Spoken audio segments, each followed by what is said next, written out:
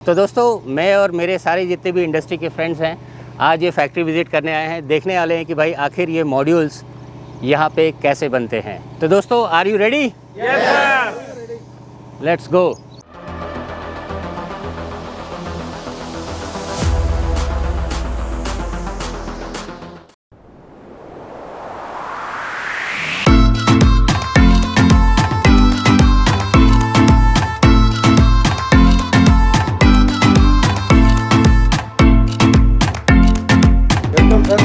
स्वागत है। तो सर पहली बात तो हम अशोक जी का धन्यवाद देना चाहेंगे कि भाई जिन्होंने हमें परमिशन दिया हमारी पूरी टीम को यहाँ पे आने के लिए।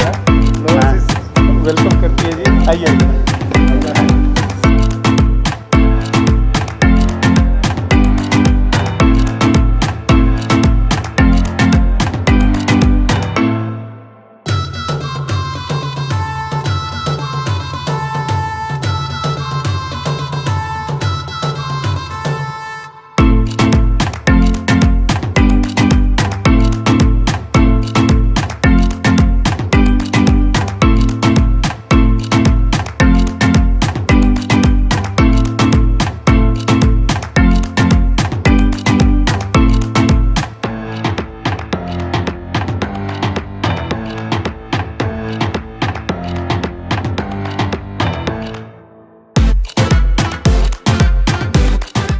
तो सबसे पहले हम गुरप्रीत सर से परमिशन ले लेते हैं। क्या है कि भाई गुरप्रीत सर यहाँ के पूरा इंचार्ज हैं।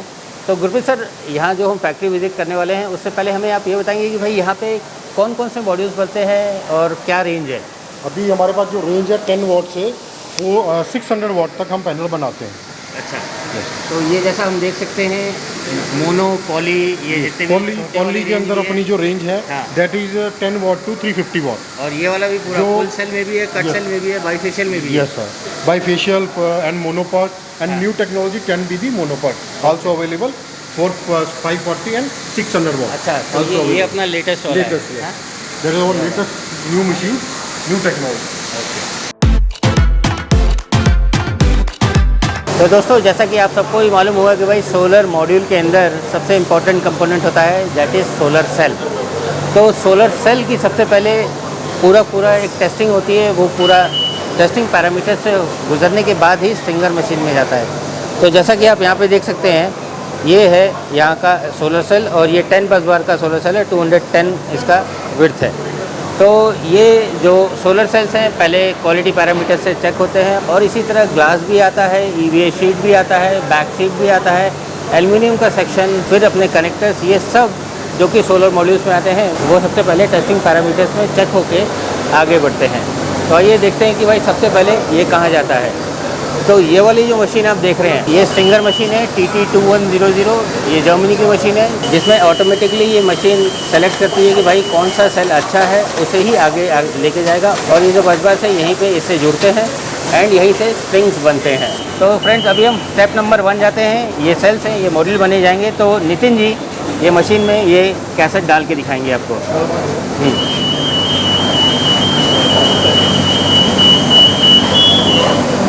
तो इस तरह से कैसेट माउंट हो जाते हैं जिसमें सेल्स ऑलरेडी लगे हुए हैं। तो दोस्तों जैसे कि आपने देखा था वहाँ पे हमने कैसेट डाला था, वहाँ पे बराबर ये सेल्स आगे एक एक करके इस पूरे लाइन पे आएंगे और ये वाला जो आर्म है ये वहीं से चेक करके लाएगा कि भाई कौन सा सेल अच्छा है। अभी जो आप देख सकते हैं ये 10 बस बार का सेल चल रहा है, ये बराबर इसी प्रॉपर जगह पे पोजिशनिंग करेगा। आपका प्रॉपर स्ट्रिंग्स हैं और साथ ही में जैसा आप यहाँ पे देख सकते हैं बस बार्स के लिए जो आपका ये जो बस बार्स है उसका कनेक्शंस भी यहीं से हो पा रहा है। तो ऐसे एक एक करके पूरा स्ट्रिंग यहाँ से आ जाएगा। और हाँ यहाँ पे ये वाली जो मशीन है ये सोल्डरिंग कर रही है। आपका जो सेल था उसके ऊपर बस बार लगे हैं और उसको प्रॉपर सोल्डरिंग होना चाहिए ना, तो ये है ऑटोमेटिकली यहीं पे सोल्डरिंग हो जाएगी। फिर सोल्डरिंग होने के बाद ये कुछ स्ट्रिंग इस तरह से आएगा। आपका स्ट्रिंग पूरा बन गया। आप जैसा देख सकते हैं 1 2 3 4 5 6 7 8 9 10 11 12 का एक स्ट्रिंग है, एक स्ट्रिंग बन गया, ये आगे जाएगा एंड आगे से पूरा आगे चले जाएगा। अब यहाँ पे ये जो स्ट्रिंगर मशीन से जब एक बार स्ट्रिंग बन के आ जाता है उसके बाद आता है आपका ग्लास का पोर्शन।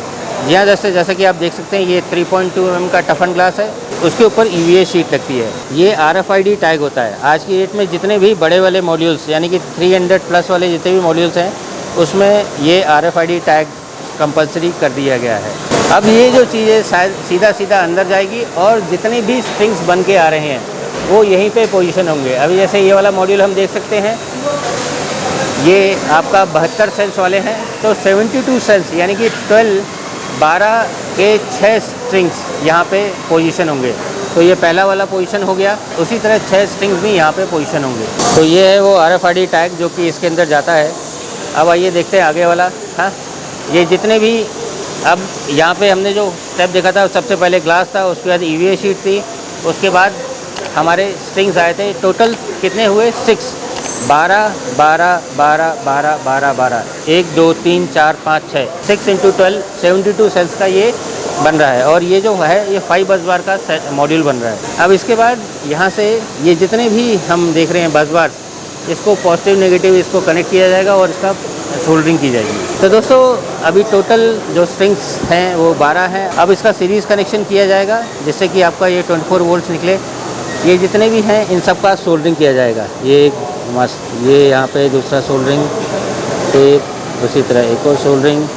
टोटल 5 बस बार हैं, तो 5 बस बार का सोल्डरिंग यहाँ पे होता है। तो इस तरह सोल्डरिंग हो जाएगा और यहीं पे इसकी ब्रांडिंग सब कर दी जाती है।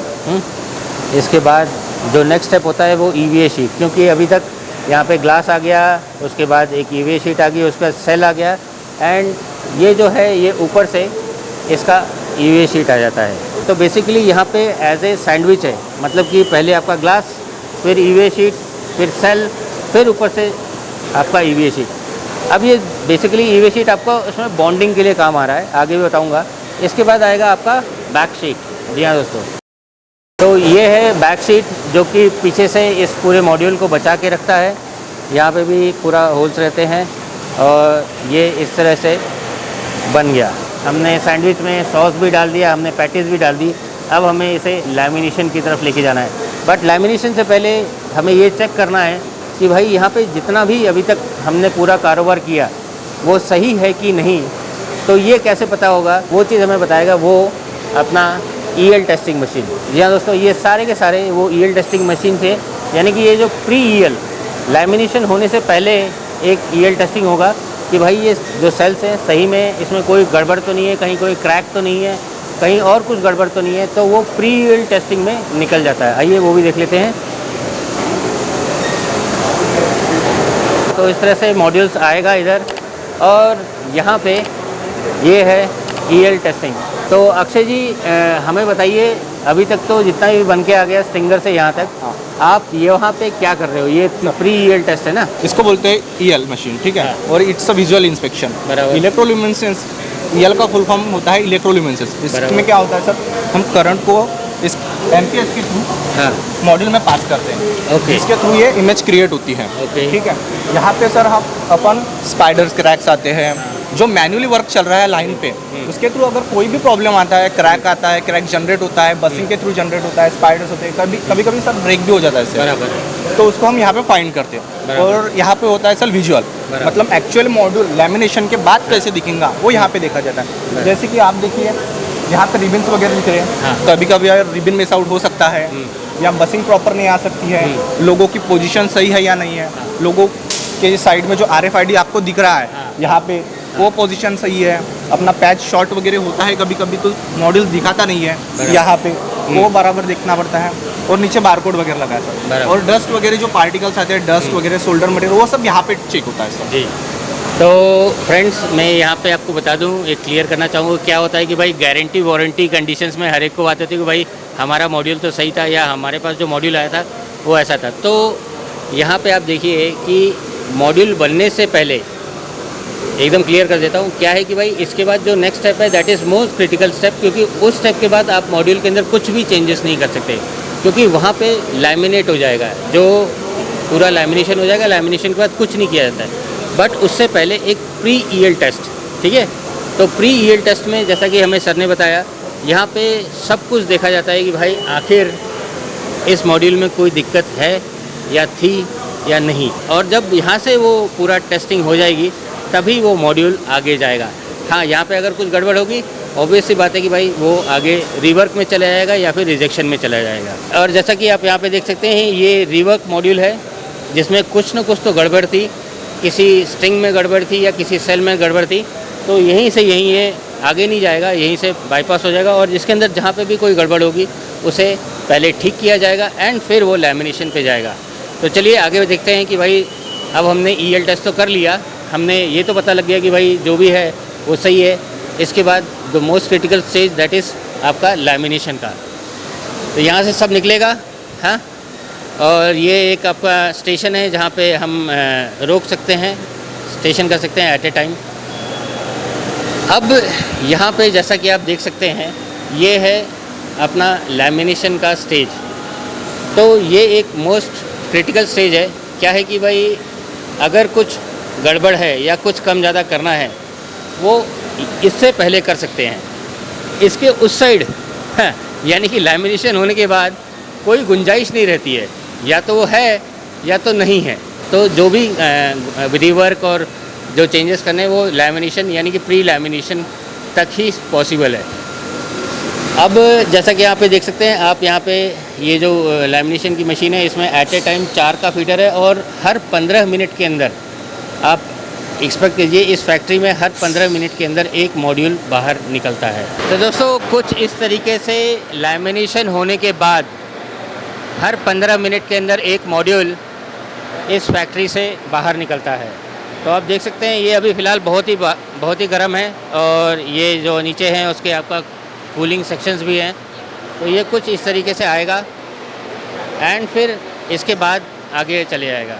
अब होता क्या है कि भाई आपने EVA शीट भी इस्तेमाल कर रखा है, आपने बैक शीट भी इस्तेमाल कर रखा है, तो परफेक्टली आगे जाने से पहले आपको दिखा दूं, जैसा कि आप यहाँ पे देख सकते हैं ये ग्लास पोर्शन है और ये आपका EVA शीट है और ये बैक शीट है। तो ग्लास से ऊपर है, तो यहाँ पे इसका अभी ट्रिमिंग की जाएगी, एकदम परफेक्टली इसको ट्रिम किया जाएगा और उसके बाद ही जाके वो फ्रेमिंग में जाएगा। तो अभी तक आपने यहाँ जो देखा उसमें क्या आपको लगा? इसमें जो EVA सेल और बैक सीट वो प्रोसेस होके गर्म करके वो चिपक जाता है उसके अंदर। ये सिस्टम है इसके अंदर, ये सिस्टम है। हाँ। तो इसको क्या अभी स्टेज को क्या बोलते हैं? लैमिनेशन। ओके, तो आप हो गए पास। हैं, आइए अब इससे पूछ लेते हैं। हाँ बेटा, ये इससे पहले जो था जो एक टेस्टिंग हो रही थी, याद है? हाँ, उसमें क्या देख रहे थे? वहाँ पे ना जो सेल है ना, हाँ। कोई क्रैक हुआ है या उसके ऊपर कुछ कट है हाँ। या सोल्डरिंग प्रॉपर नहीं हुआ है, हाँ। तो उसका वहाँ पे वो ऑब्जर्वेशन कर रहे थे। तो उस टेस्ट का नाम क्या है? IR testing. EL testing. Okay, तो बराबर ध्यान में रख के समझो बाबा। हाँ, अच्छा सर ये बताओ, ये जो मशीन जो आपने फर्स्ट वाली देखी, हाँ, उस मशीन को कहते क्या? हाँ? उस मशीन को EL टेस्टिंग मशीन कहते नहीं, जो फर्स्ट मशीन थी सबसे पहली वाली। हैं। सबसे पहले तो सोलर सेल चेक कर रहे थे। हाँ, उस मशीन को सर स्ट्रिंगर मशीन बोलते हैं। Stringer machine. जर्मनी की मशीन है। अच्छा। हाँ, तो एक एक करके 12 का स्ट्रिंग बना रही थी, है ना? 12 सेल लगा रहे थे। हाँ, 12 सेल लगा रहे थे। तो ये देखते हैं अभी यहाँ पे जितने भी सेल्स ये मॉड्यूल्स आए उसके अंदर ये जो था, जैसा मैंने बताया था, ये चीज़ अभी इसको यहाँ पे ट्रिमिंग की जाएगी। तो यहाँ पे जितने भी एक्स्ट्रा पार्ट्स थे, हाँ, उस चीज़ को यहाँ से ट्रिम कर दिया जाएगा। तो जैसा आप देख सकते हैं जितना भी एक्स्ट्रा चीज़ है उस चीज़ को ट्रिम कर दिया जाएगा। मैनुअल है ये इसका? हाँ हाँ, ये ट्रिमिंग का मैनुअल है ये? हाँ, ये मैनुअल है। हाँ? अच्छा।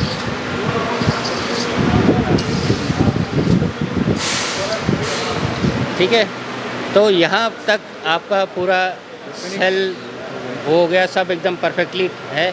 अब देखने वाली बात यह है कि भाई विजुअल इंस्पेक्शन तो होना चाहिए कि भाई इसके बाद फ्रेमिंग होगी। हाँ, फ्रेम करने से पहले इसका विजुअल इंस्पेक्शन होगा। हाँ, देखा जाएगा कि भाई क्या है। आइए देखते हैं। तो अभी तक हमने देख लिया कि भाई मॉड्यूल लैमिनेट हो गया। अब यहाँ पे बेसिकली विजुअल इंस्पेक्शन हो रहा है कि भाई कहीं कोई क्रैक या कहीं कोई मिसअलाइनमेंट या कहीं कोई अलाइनमेंट में कोई गलती तो नहीं है। आपको कोई गलती दिख रही है सर इसमें? क्या देख रहे हैं कुछ ऐसा बारीक? नहीं सर, बिल्कुल नहीं दिख रहा है अभी तो। हाँ फिलहाल तो कुछ नहीं है सर उसमें। हाँ दिखाओ दिखाओ। ये कैसा है? ये जो लाइन कैसी है? हाँ ये बस बार है सर। हाँ, ये बस बार ये स्ट्रेट लाइन में नहीं है। ये स्ट्रेट लाइन में नहीं है। हाँ ओके, तो अभी हम यहाँ पे देख लेंगे कि भाई यहाँ पे QC इंस्पेक्शन में क्या क्या होता है। एक प्रॉपर मैनुअल होता है यहाँ पे, जैसे ये है, इस मैनुअल में लिखा हुआ है कि भाई अगर कहीं पे भी कुछ विजुअल, हाँ ये जैसे ये देख रहे हैं कि अगर ऐसा रहेगा, ये ऐसे जितने भी हैं पैरामीटर्स हैं, तो अगर यहाँ से अगर कुछ भी गड़बड़ दिखा, वो आगे लैमिनेशन के, वो आगे फ्रेमिंग के लिए नहीं जाएगा और यहीं से अब वो रिजेक्ट हो जाएगी, क्योंकि इसमें लैमिनेट हो गया, इसके बाद तो आप कुछ कर नहीं सकते। जो भी करना था हमें EL टेस्ट में करना था, ठीक है। फिलहाल EL टेस्टिंग मशीन से ये सब एकदम रेडी होके आए हैं, तो ऑलमोस्ट ये हमें थोड़ा सा ऐसे लाइट से दिख रहा है, लेकिन बराबर ये लाइन ऐसे है, ऐसे देखो सर। हाँ हाँ बराबर है, बराबर। ये लाइट्स के रिफ्लेक्शन हाँ? की वजह से शायद ऐसा दिख रहा है। हाँ, जान दे क्या? हाँ सर जान दे। यस हाँ? यस। हाँ? तो दोस्तों ये है ऑटोमेटिक फ्रेमिंग मशीन, जो खुद ही पूरे फ्रेम के कंपोनेंट्स को लेती है, उसके अंदर सीलेंट भरती है, ऑटोमेटिकली जो मॉड्यूल बन के आया उसमें वो फ्रेम अटैच करती है। अब अपन इसके अंदर जंक्शन बॉक्स लगाएंगे, ठीक है। तो ये जो हमारे 4 थे, हाँ ये हमने यहाँ से निकाल दिए और अंडर गाइडेंस करेंगे बाबा, हम थोड़ा ना रोज़ बनाते हैं, ऐसे ही है ना। हाँ तो ये ऑटोमेटिकली ये सीलेंट है। ये जो हमारा जो जंक्शन बॉक्स है वो कुछ इस तरीके से होता है। उसके अंदर आप देख सकते हैं आपका 3 डायोड्स लगे हुए हैं, हाँ चारों सेक्शंस हैं गए। ये आपका 1 मीटर का आपका मेल फीमेल आपका कनेक्टर्स होते हैं। अब ये यहाँ पे देखते हैं कि भाई अपना ग्लू लगाते हैं, लगाओगे, ये ऑटोमेटिकली ग्लू लग गया, ठीक है। अब हम इसको यहाँ पे इसको जोड़ेंगे। अभी देखते हैं कहीं गलती ना हो जाए, हाँ बताना मेरे भाई। हाँ अभी ये जो सेक्शंस हैं चारों में इसको बराबर घुसाने का है, ये होल्ड कर। हाँ हाँ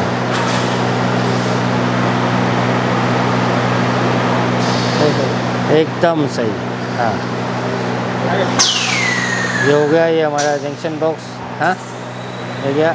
हाँ अब ये जो है ये पोर्शन इसके अंदर, हाँ इसको दबा के हाँ। यहाँ पे ये है। अच्छा इसको दबाने का है, इसको दबाने का है। स्क्रू ड्राइवर से ऐसे दबाएंगे, हाँ ये गैप खुली है उसके अंदर इसको डालेंगे। अच्छा ये यहाँ पे एक हाँ, लॉक टाइप दिख रहा है, हाँ तो ये लॉक के अंदर जाएगा, ये लॉक के अंदर गया और ये हमने छोड़ दिया बराबर। तो फाइनली दोस्तों ये हमारा जंक्शन बॉक्स लग गया, हमारा पूरा फ्रेम लग गया, सब सीलेंट है, लेकिन अभी ये ताज़ा है। अब इसके बाद ये क्योरिंग सेक्शन में जाएगा। क्या है कि भाई इसको क्योरिंग के लिए भी कम से कम भी कितने घंटे भाई, इसको क्योरिंग के लिए भी कम से कम, ये जो सीलेंट है इसको सूखने के लिए, घट होने के लिए भी कम से कम 8 घंटे लगेंगे। तो यहाँ से वो क्योरिंग सेक्शन में जाएगा। तो जैसे ही मॉड्यूल्स बन जाते हैं उसके बाद ये सिस्टम जाता है सन सिमुलेटर पे। तो बेसिकली सन सिमुलेटर में देखा क्या जा रहा है कि भाई आखिर ये मॉड्यूल टेस्ट कंडीशन में क्या आउटपुट देगा। तो दोस्तों जैसा कि हमने देखा कि वहाँ से मॉड्यूल बन के आया, अब ये मार्केट में जाने से पहले एक सन सिमुलेटर टेस्ट होता है। आप जैसा ये मेरे हाथ में देख सकते हैं, ये एक उसका टेस्ट रिपोर्ट है कि भाई एक्चुअल में ये टेस्ट कंडीशंस में क्या परफॉर्म करेगा, या कहते हैं कि भाई स्टैंडर्ड टेस्ट कंडीशन में ये क्या परफॉर्म करेगा। तो यहाँ पे बेसिकली ये सन सिमुलेटर मशीन है, एक लाइट जलेगी, हम दिखाते हैं आपको। तो अमित जी हमें बताइए कि भाई ये सन सिमुलेटर में बेसिकली क्या क्या देख रहे हैं हम लोग। यहाँ पे हम सबसे पहले तो Pmax देख रहे हैं पावर मॉड्यूल का, हाँ। उसके बाद VOC चेक कर रहे हैं हम लोग, हाँ। उसके बाद ISC चेक कर रहे हैं, यानी कि IM बेसिक जो पैरामीटर्स होते हैं, मतलब कि आपका कितना वोल्टेज है, VOC, VMP, IMP और करंट क्या होगा, वो सब यहाँ से आपका पता लग जाएगा स्टैंडर्ड टेस्ट कंडीशन के हिसाब से। हाँ STC कंडीशन के हिसाब से। तो चलिए देखते हैं। ये हमने बार ये अभी बार बारकोड लिया। ओके। ओह, ये तो मस्त फ्लैश था। ये पावर आ गया सर। अरे वाह, ये मस्त, ये आ गया आपका टेस्ट रिपोर्ट। तो जैसा कि हम यहाँ पे देख सकते हैं, ये है 335 वॉट पिक का मॉड्यूल। इरेडियंस हमने जो अभी ये डाला that is 1000 0.9 watt metre square. और जो टेम्परेचर यहाँ का जो वो जो अपना रूम टेम्परेचर है वो स्टैंडर्ड टेस्ट कंडीशन के हिसाब से 26.8 डिग्रीज रखा है। टोटल नंबर सेल्स 72 है, यानी कि 12 के 6 स्ट्रिंग्स हैं। अब यहाँ से आगे भी कुछ टेस्ट्स हैं। क्या है कि भाई अभी हमने एक ईएल टेस्ट हमने देखा था लैमिनेशन से पहले, अब उसके बाद लैमिनेशन भी हो गया, फ्रेम भी हो गया, उसके बाद ये सन सिमुलेटर यानी कि सन स्टैंडर्ड टेस्ट कंडीशन में टेस्टिंग भी हो गई। अब बात आती है कि भाई बाहर जाने से पहले क्या ये मॉड्यूल सही था, कहीं इस पूरे लाइन में कहीं टूट फूट तो नहीं हो गई। तो आइए वो भी देख लेते हैं पोस्ट ईएल टेस्ट। तो सन सिमुलेटर के बाद और ईएल टेस्ट से पहले एक और टेस्ट होता है जिसे बोलते हैं हाईपॉड यानी कि हाई पोटेंशियल टेस्ट। क्या होता है कि भाई ये जितने भी मॉड्यूल्स हैं वो सब सीरीज़ में लगेंगे। अब इसमें से कहीं पे भी किसी का भी अगर लीकेज रहा और किसने खुदा न खास्ता उसको टच कर दिया तो वहाँ पे तो एक्सीडेंट हो जाएगा। तो उसी चीज़ को यहाँ पे चेक किया जाता है कि भाई हाई पोटेंशियल कहीं से कहीं कोई लीकेज तो नहीं है, कहीं कोई लीकेज करंट तो नहीं है।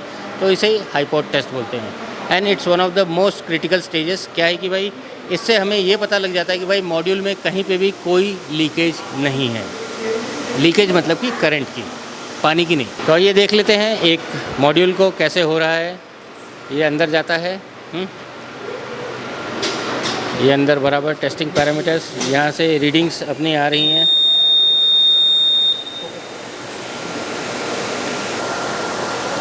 तो यहाँ पे ग्रीन क्या होगा? अच्छा, अभी यहाँ पे आईआर टेस्ट हो गया, अभी ये ग्रीन यहाँ पे हो गया। हाँ, तो अब ये चीज़ पास हो चुकी है। तो फाइनली हमें एक मॉड्यूल मिल गया जो स्टैंडर्ड टेस्ट कंडीशन से भी पास हो गया और आईआर टेस्ट से भी पास हो गया।